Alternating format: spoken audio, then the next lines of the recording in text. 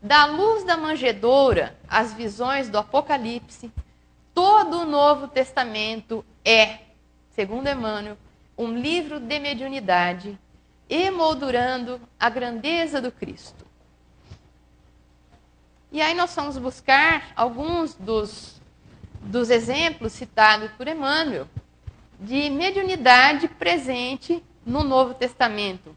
Como, por exemplo, o episódio da Anunciação a Maria. Maria que também, através da mediunidade, vê, né, o anjo Gabriel, um espírito que dela se aproxima e anuncia que ela daria luz ao Salvador.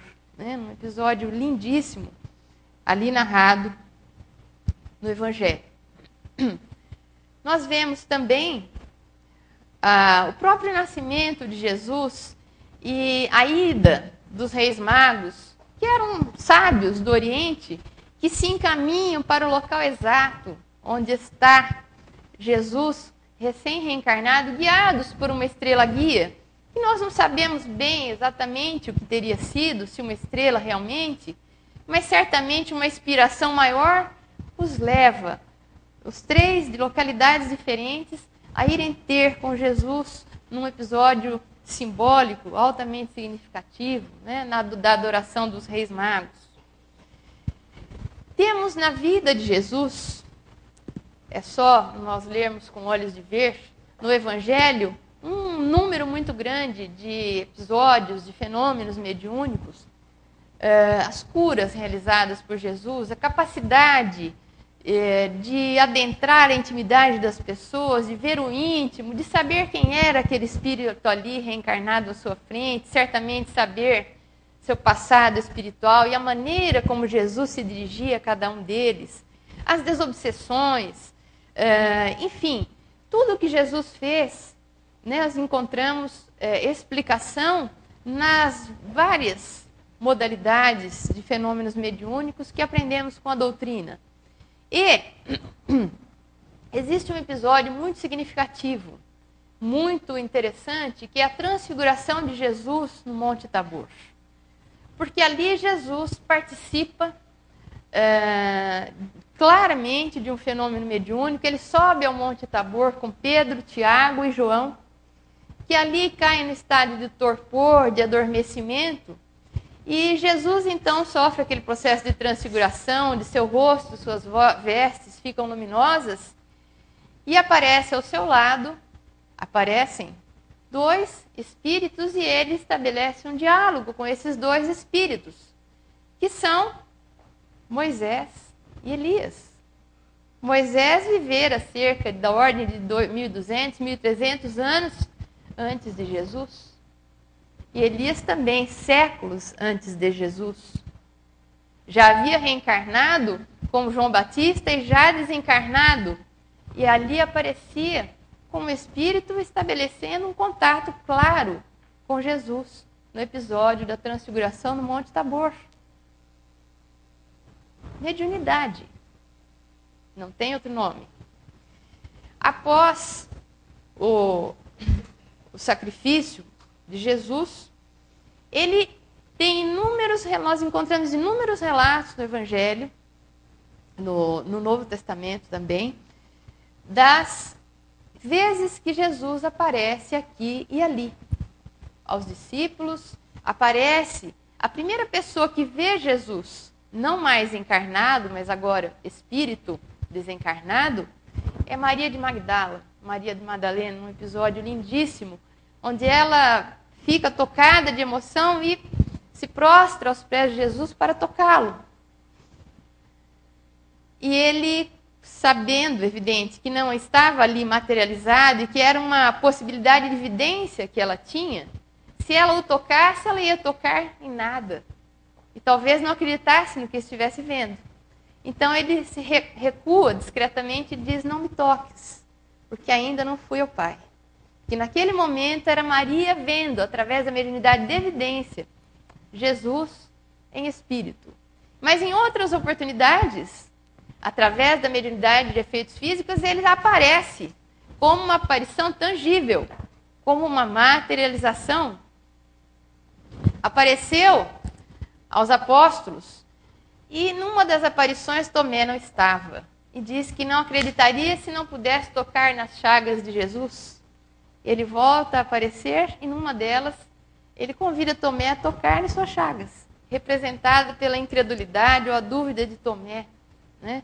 Imortalizado nessa obra, e está lá, também narrado. Aí diferente daquela visão de Madalena, porque era uma possibilidade do espírito materializado ser tocado. Efeitos físicos. No episódio muito bonito da conversão de Paulo às portas de Damasco, Saulo, que ainda não era Paulo, que era um perseguidor de cristãos, implacável contra aqueles que seguiam aquele Jesus que ele não compreendia, vai até Damasco, se dirige até Damasco buscando encontrar Ananias. Quem quiser conhecer o porquê do ódio de Saulo por Ananias, poderá ler o livro Paulo e Estevão. Excelente leitura de férias. E ele ali comparece, e a entrada, as portas de Damasco, ele é atingido por uma luz muito intensa, debaixo de um sol escaldante, e do meio daquela luz ele vê surgir um vulto de majestática beleza, que se dirige a ele perguntando: Saulo, Saulo, por que me persegues? E ali se segue um diálogo com Jesus, e os guardas que estão ao lado dele, companheiros dele de viagem, olhando ele, achando que ele está delirando, porque só ele vê, e ninguém mais vê nada. E acham que Saulo havia talvez perdido o juízo ali, devido ao calor, ao sol daquele horário, e que estaria talvez delirando, porque ele falava e via coisas que eles dois não conseguiam ver. Saulo é levado até onde está Ananias, ele aí fica por um período sem conseguir enxergar, e Ananias também, através da mediunidade, restitui a visão a Saulo. Tudo mediunidade.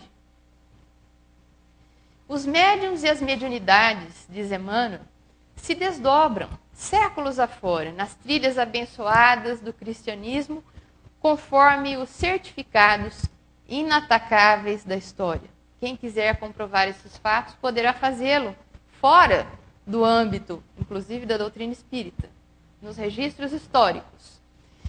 Existe um livro que citei há pouco, muito curioso, muito interessante e instrutivo, intitulado Mediunidade dos Santos, pois os santos da Igreja Católica foram, praticamente todos eles, médiuns, com possibilidades muito extensas.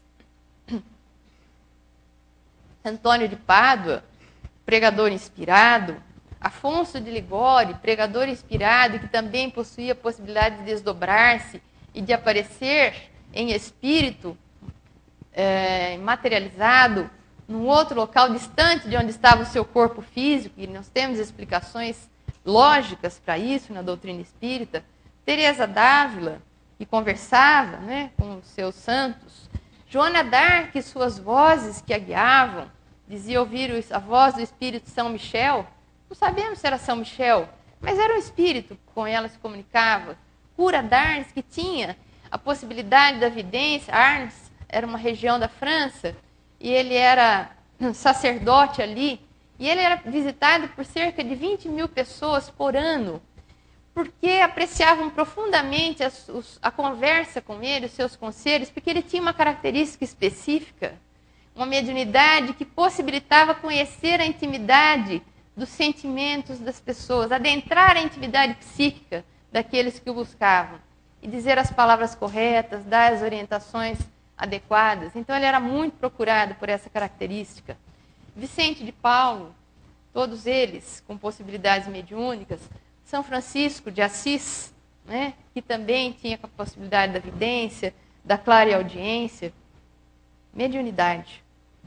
Alguns espíritos, nos diz Joana, felizes que mergulharam no corpo a fim de apressarem o desenvolvimento intelecto-moral da humanidade e do planeta terrestre em passado já remoto, foram portadores de faculdades parafísicas.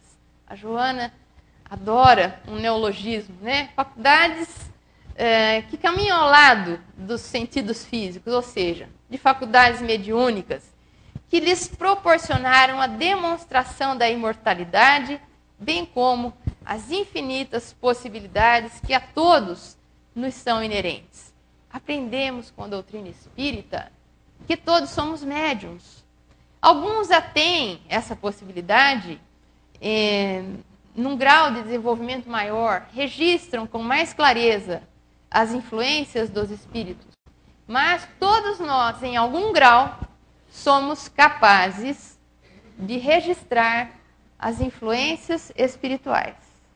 E quando nós lemos esse trecho de espíritos felizes que mergulharam no corpo a fim de apressarem o desenvolvimento intelecto moral da humanidade, nos lembramos dos homens de gênio, dos grandes pensadores, daqueles que alavancaram o conhecimento humano profundamente, e muitos deles chegaram a declarar, não usaram essa palavra, né, sou médium, mas declarar pelas suas falas, pelas suas descrições, que a mediunidade fazia parte das suas vidas.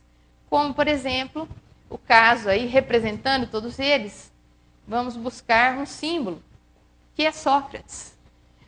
Inquestionável, né, a capacidade intelectual, filosófica de Sócrates. Porém, ele declarava constantemente, era aconselhado por um daimon. Dizia-se frequentemente aconselhado por um daimon. Se nós fôssemos traduzir esta palavra, nós teríamos a palavra demônio. Ai, mas demônio? Não, é que as palavras mudam de significado com o uso. Mas daimon, na acepção inicial, não significava demônio, como nós entendemos hoje, mas simplesmente inteligência. Ele se dizia guiado, né, por um gênio, por uma inteligência invisível, evidente. E aqui nós temos uma cena representando, então, a morte de Sócrates, né? Nós sabemos, teve que beber a cicuta, pregava a obediência às leis, teve possibilidade de fugir, mas não o fez, e bebeu a cicuta, altivo, convicto de que o que morreria era o seu corpo, e não ele, né? Quando se apresentam a ele, perguntando como ele gostaria de ser sepultado, ele diz, se puderem se apoderar de mim, né? Ou seja, que sepultem o corpo como quiserem, porque ele era um espírito, ele sobreviveria ao corpo, era um espírito livre, né? E tinha crença, convicção profunda nisso. E deu demonstrações disso. Foi um espírito muito considerado por Allan Kardec, que apreciava muito a possibilidade de tê-lo, de ter alguns contatos com ele, que foi um dos que ajudou na codificação da doutrina espírita. Leon Denis nos diz que o fenômeno da mediunidade se patenteia em todas as épocas, figurando com intenso brilho, ora velado e obscurecido conforme o estado de alma dos povos, jamais cessando de encaminhar a humanidade em sua peregrinação terrestre. A mediunidade tem nos acompanhado na nossa trajetória evolutiva como coletividade humana. Aqui e ali, como nós vimos, tem sempre algum missionário, tem sempre alguns, né, que vêm com missões elevadas e que vêm dotados das possibilidades mediúnicas, como forma de orientação da coletividade, como forma até de obtenção de alguns conhecimentos. Então, jamais cessando a mediunidade de encaminhar a humanidade em sua peregrinação terrestre. Todas as grandes obras são filhas do além, nos diz Leon Denis. Tudo o que há revolucionado o mundo do pensamento, aduzindo um progresso intelectual, nasceu de um sopro inspirador. Interessante, porque a gente pode pensar, mas então nós não tivemos grandes pensadores, homens que por si mesmos, pelos seus esforços, pelo seu trabalho, alavancaram o progresso do conhecimento humano? É claro que sim. É lógico que sim. Mas ao lado desses homens dedicados, e dos seus estudos porfiados, e da sua dedicação incessante em encontrar respostas para as questões filosóficas mais profundas da nossa vida, por exemplo, certamente existiam espíritos amorosos e bons, igualmente interessados no progresso da humanidade, que os auxiliaram, sem que eles soubessem, sem que eles percebessem, sem que eles sequer tivessem a possibilidade de saber que eram médiuns ou que registravam inspirações de amigos espirituais que os ajudavam nas suas reflexões, porque pela simples capacidade de registrar influências, certamente foram auxiliados, porque o mundo espiritual e o mundo material, eles são muito mais próximos do que nós imaginamos, e nós vivemos num estado de inter-relação muito mais intensa do que nós sequer suspeitamos. Muitas vezes, quando dizemos, a minha opinião é esta, nós estamos expressando a nossa opinião e de mais alguns amigos espirituais, ou às vezes nem tão amigos assim, que colocam a opinião deles na nossa cabeça. Quando estudamos a obsessão, sabemos que isso é muito possível. No livro dos Espíritos, ali está o capítulo Intervenção dos Espíritos no Mundo Corpóreo, que nos fala disso, da influência que os espíritos naturalmente exercem na nossa vida, e também vice-versa. E quando nos lembramos de um sopro inspirador, vamos nos reportar, por exemplo, aos grandes mestres da música, Mozart, Beethoven, Chopin. Não foram grandes gênios? Evidente, né? Inclusive alguns na sua precocidade. Mas suas cartas estão, trechos de suas cartas particulares, suas correspondências a amigos, estão registradas no livro No Invisível, de Leon Denis, onde eles dizem textualmente que muitas vezes não tiveram uma participação intelectual ativa nas suas composições musicais. Beethoven dizia que precisava estar em silêncio e a sós consigo mesmo para captar a harmonia. E aí, muitas vezes, as composições surgiam prontas, praticamente ele tinha o papel apenas, o tarefa apenas de transcrevê-las para o pentagrama. Chopin, que compôs os noturnos em plena escuridão, e que também dá testemunhos disso, não sabiam que isso se chamava mediunidade, não se referiram à mediunidade, mas descreveram o processo mediúnico através do qual algumas obras foram compostas. Auxílio da espiritualidade superior, porque a vida precisa de arte. A vida também precisa de beleza. A mediunidade, que é a faculdade do espírito, de Joana de Ângeles, reveste-se de células, nos referindo a nós, médiuns, na condição de encarnados, a fim de processar as comunicações, ampliando os horizontes do pensamento humano e fazendo mergulhar no oceano infinito do conhecimento. Desse fluxo de conhecimento que vem do mundo espiritual para cá e vem nos auxiliando, né, no progresso. Quando nós pensamos na mente humana, em tudo que ela tem produzido, nas grandes conquistas da ciência, da tecnologia, das ciências em geral, né, viagens para fora da nossa órbita, tecidos cultivados em laboratório, pele artificial, daqui a pouco nós teremos órgãos inteiros artificiais, realidade virtual, manipulação genética, possibilidade de diagnósticos cada vez mais avançados e cada vez menos invasivos, melhorando muito a qualidade de vida do homem, eliminando procedimentos cirúrgicos invasivos que hoje estão caindo de moda. Tudo isso melhorando a qualidade, a condição de vida do homem, que vem evoluindo intelectualmente, que vem evoluindo moralmente. E quando vai surgindo o tempo de determinadas descobertas surgirem no horizonte do planeta, elas aparecem. Pelas lutas, pelas buscas dos cientistas, aliada à inspiração dos espíritos que auxiliam-nos nessas descobertas. Mediunidade, mediunidade oculta, mediunidade do dia a dia. Mediunidade que aparece na vida de cada um de nós, na vida de uma mãe quando dá um conselho, de um professor quando dá uma aula, de um médico quando dá um diagnóstico. Mediunidade. Mediunidade a temos todos nós, e não exercemos apenas nas reuniões mediúnicas, durante um período restrito de tempo, dentro do centro espírita. Mediunidade temos todos nós, nas linhas de atividades em que nos situamos, nos diz André Luiz. Desvestindo-se dos tabus cerimoniais com que no passado se fazia manifesta, nós vimos, né? Toda aquela ritualística, a mediunidade vai adquirindo cidadania pelas admiráveis contribuições que vem trazendo ao conhecimento e à cultura, à ciência e à razão, despertando as mentes para as elevadas responsabilidades da existência física, assim como para a saúde orgânica, emocional e psíquica do ser.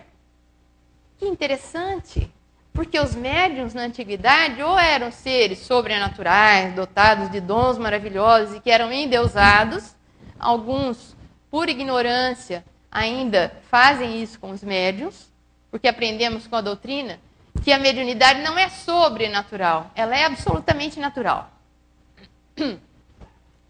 Ou então, ao invés de serem endeusados, em certos períodos da nossa história, os médiuns foram perseguidos, caçados, supliciados, sacrificados como bruxas, feiticeiros, como criaturas que tinham parte com o demônio. Aí, agora sim, no sentido de espíritos do mal. Ou então foram classificados, categorizados nos códigos médicos como portadores de histerias, de alterações psíquicas, seres meio adoentados, né? não muito equilibrados. Mas Joana, a doutrina espírita restitui essa dignidade à condição do médium, né? Nos fala da condição, né? da contribuição da própria mediunidade para várias situações interessantes para a civilização e individualmente até com uma condição de manutenção, de restituição da saúde orgânica, emocional e psíquica do ser. Mediunidade equilibrada, com conhecimento de causa, com orientação correta, dedicada ao auxílio ao próximo. Mediunidade com Jesus, que é a mediunidade espírita. Aqui nós temos uma figura do psiquiatra Charcot, fazendo um estudo clínico. Naquela época não tinha data show, não tinha PowerPoint, né? Os estudos eram ao vivo, eram estudos ao pé do leito, eram estudos com as histéricas ali durante a crise de histeria. Então, analisando um caso de histeria que pode ter origem em desequilíbrios psíquicos, emocionais, mas provavelmente algumas poderiam até ser médiuns em desequilíbrio, sem conhecimento, sem saber exatamente como conduzir essa possibilidade, né, que eram portadoras. Kardec nos diz o seguinte: sempre proclamando a anterioridade daquilo que trazia quando aquilo já existia. Importante revelação se opera na época atual e mostra a possibilidade de nos comunicarmos com os seres do mundo espiritual. Não é novo, sem dúvida, esse conhecimento. Mas ficara, até os nossos dias, de certo modo, como letra morta. Isto é, sem proveito para a humanidade. Existia o fenômeno, existia o intercâmbio, e daí, né? Que consequência maior se tirava disso? Nenhuma. Existia apenas o intercâmbio, quase como uma brincadeira, como uma possibilidade de obter algum tipo de informação, nada mais. A ignorância das leis que regem essas relações o abafaram, quer dizer, abafaram o conhecimento sob a superstição. Nós vimos quantos aparatos, quanta superstição aliada à mediunidade. O homem, diz ele, era incapaz de tirar daí qualquer dedução salutar. Não era mais que simples fenômeno. Estava reservado à nossa época desembaraçar esse conhecimento dos acessórios ridículos. Kardec não poupa palavras. Compreender-lhe o alcance e fazer surgir a luz destinada a clarear o caminho do futuro. Então foi o que ele fez. Quando todo mundo viu naquelas brincadeiras de salões, apenas brincadeiras, nas mesas girantes, nos espíritos que compunham algumas palavras através do alfabeto, e das cestas, das lousas, enfim, todos os aparatos que foram sendo criados nos salões de Paris para, através da mediunidade de efeitos físicos, ocorrerem as primeiras comunicações, eram brincadeiras sociais, né, para passar o tempo. Kardec reluta, mas ele acaba indo ver esse fenômeno mais de perto e ele começa a perceber que existe ali algo mais, algo muito sério. Existem inteligências invisíveis por detrás daquelas brincadeiras e mais do que isso, as orientações que começaram a chegar a ele, vindas dessas inteligências, tinham alto conteúdo filosófico. Ele percebe isso e decide publicar esse conteúdo na forma de um livro, ao que os espíritos aprovam prontamente, ficando muito felizes com essa decisão que foi de Kardec em primeira instância e amplamente respaldada por eles. Kardec fez publicar durante praticamente 11 anos um periódico, a Revista Espírita, o subtítulo era Revista Jornal de Estudos Psicológicos, que se iniciou em janeiro de 1858 e foi até 1869, foi até o fim do ano de 69, sendo que o último número terminado por Kardec, pessoalmente, foi até março de 1869. E a Revista Espírita, nela, Kardec se correspondia com leitores, dava orientações de bibliografia, de jornais espiritualistas ou espíritas que eram recém-fundados, dava notícias das suas viagens de propaganda, como ele assim chamava, a Bruxelas, a Lyon, a localidades onde surgiam os primeiros centros espíritas, os núcleos de estudo do espiritismo, que ele ia visitar frequentemente, geralmente no mês de outubro.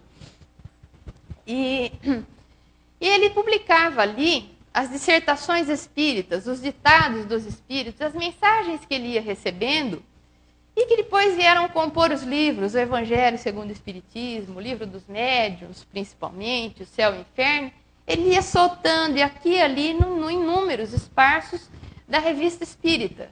E ia recolhendo impressões, ia trocando ideias, reformulando questões, fazendo aqueles arrazoados belíssimos de Kardec, às vezes ao final de alguma orientação dos espíritos. Era como que um balão de ensaio, né, daquilo que vinha chegando dos espíritos e ele ia submetendo à apreciação pública também. E ele dava notícias. Em janeiro de todo ano ele fazia uma prestação pública de conta da Sociedade Parisiense de Estudos Espíritas. É muito interessante analisar a Revista Espírita. E no mês de janeiro de 1861, ele traz uma notícia da vinda de uma nova obra.